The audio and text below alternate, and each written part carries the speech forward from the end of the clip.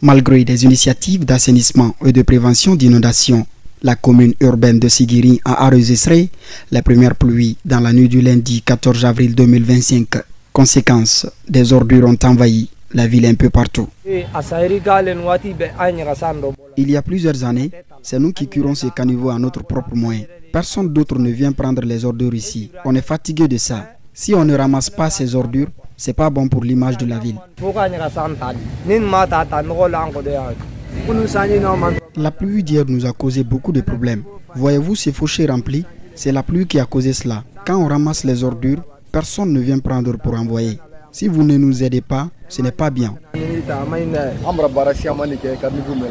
On a beaucoup travaillé sur ces caniveaux. Vous-même vous voyez, tout est bouché. Donc ce n'est pas facile que l'eau puisse passer. C'est une situation préoccupante avant même la saison pluvieuse. Des citoyens de Sigiri très inquiets redoutent d'éventuels cas d'inondation. C'est pourquoi ils lancent un appel aux autorités. La pluie d'hier nous a causé d'énormes problèmes. Vous voyez ça? Nous voulons que les autorités nous viennent en aide. C'est le début de la saison des pluies. Nos routes sont gâtées. Il y a des eaux stagnantes, ce qui empêche l'accès facile. S'ils nous aident, ça nous fera beaucoup plaisir. Le cas des quartiers Kouroudakoro 1 et 2 est très alarmant. Des eaux stagnantes qui empêchent le passage et des nids de poules sont visibles partout. Les riverains des 10 quartiers lancent leurs cris de cœur.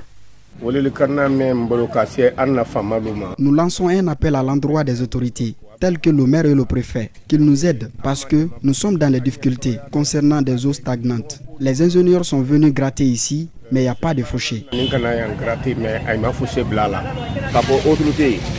C'est de dire tout simplement aux autorités de nous aider. Sinon vraiment la route là est bloquée. Dans la ville de Sigiri, plusieurs ruelles sont en chantier, ce qui réduit donc les accès à certains endroits. La finition de ces travaux avant les grandes pluies inquiète les populations de la ville.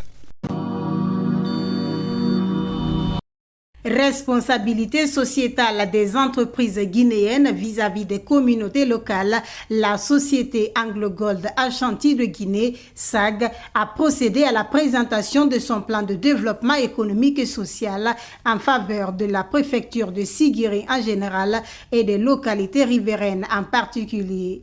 Un document stratégique qui trace la feuille de route de l'entreprise pour améliorer durablement les conditions de vie dans ces zones d'opération. Il vise à remédier aux impacts causés par le développement des ressources extractives. Malgré des efforts fournis dans ce sens, la SAG s'active davantage sur le terrain pour élever les nombreux défis en faveur du développement des communautés locales.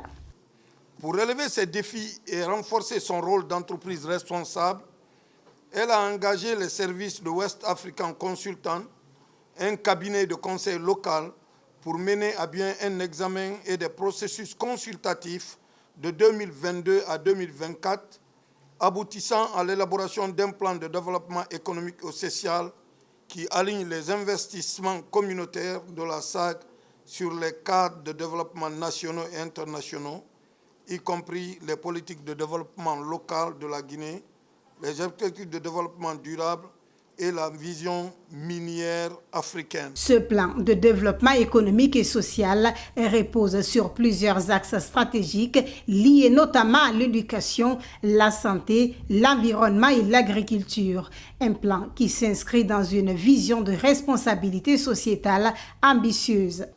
Comme on le dit, c'est bien bon d'avoir une licence juridique d'une exploitation minière, mais il serait impérieux d'avoir une licence sociale. Et cette licence sociale, c'est la collaboration avec les communautés, c'est l'installation pacifique avec les communautés, c'est la compatibilité des intérêts des communautés et ceux de la société, donc la SAG. Donc il s'agit de mettre en place un plan qui va encore renforcer la confiance entre les communautés et la SAG, développer les communautés parce que tout simplement ces communautés-là sont impactées par les opérations de la SAG. Et c'est pourquoi c'est extrêmement important que la SAG, en rapport avec les communautés et avec toutes les parties prenantes, ce présent plan a été élaboré et validé par toutes les parties prenantes. Aujourd'hui, c'était la présentation et la socialisation au niveau des instances étatiques afin d'avoir leur soutien, leur accord pour le lancement officiel du dit plan. Selon la chef de cabinet du ministère des Mines, ce programme s'aligne déjà sur les priorités du gouvernement guinéen en matière de développement local et répond au caractère volontaire, obligatoire, spécial et multidimensionnel de la responsabilité sociétale des entreprises, d'où le soutien inconditionnel du dit département. Ce plan a un caractère volontaire et s'inscrit dans le cadre de la responsabilité sociétale des entreprises. Donc il est important pour nous de remercier la SAG pour cette contribution et tous les participants qui ont contribué à améliorer le plan, qui servira fort heureusement à structurer et procéder aux remédiations des impacts qui ont été créés sur la faune, la flore et autres. Donc il est important pour nous aujourd'hui de souligner et de remercier la SAG pour ce plan et cette contribution.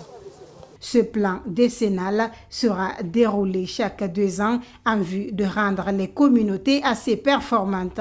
Il touche directement 61% des habitants des communautés de Bouré, zone d'intervention directe de la SAG, et 4% de la population guinéenne.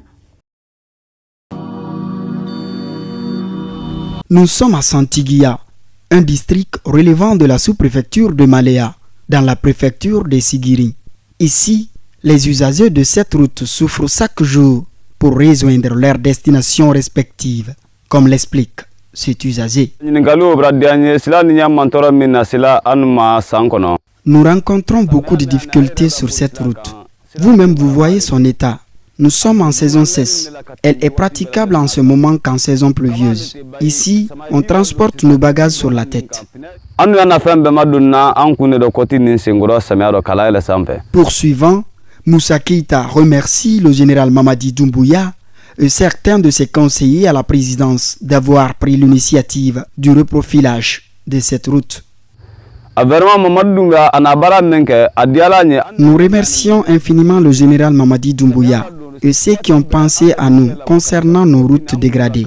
Nous sommes très contents de l'initiative des autorités. Que Dieu bénisse Mamadi Doumbouya. La situation de Santiguia et des villages environnants est très préoccupante. Cette initiative de reprofilage de la route soulage les usagers. En saison pluvieuse, nous rencontrons d'énormes difficultés ici. Tout est cher chez nous. Vraiment, nous sollicitons l'aide des autorités. Sinon, on est très inquiet de ce que nous vivons. Selon les habitants, cela fait 50 ans qu'aucune autorité gouvernementale n'est intervenue pour rénover cette route.